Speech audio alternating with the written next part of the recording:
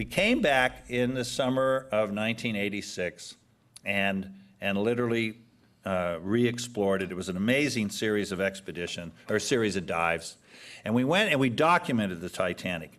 But what was also amazing about that expedition is we were able to create a complete photo mosaic of the ship. And so we went in and we digitized the whole, actually we didn't digitize, this was 1986, we did film. We took a series of 3,000 images and then laced them together. It was quite a feat we did with the National Geographic Graphics Department. And we made this mosaic, and that mosaic is on display.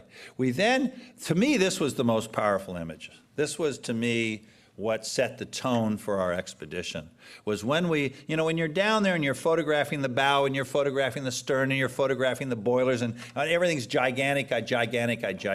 But then when you go across the debris field, you come across these pairs of shoes.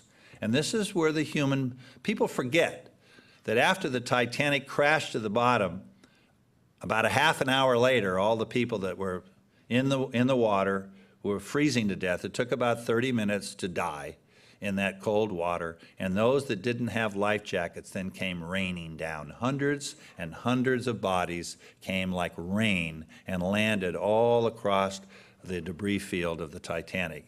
The animals quickly found them, removed their flesh, and the deep sea is undersaturated in calcium carbonate, so it literally dissolved all the bones. It takes about 5 years, but the entire skeleton of a human at those depths will vanish. And what's left behind are their pairs of shoes, exactly as they were attached to the body. And this is why we were so adamant about, you don't go to Gettysburg with a shovel, you don't take belt buckles off the Arizona, you really should not take things from this site.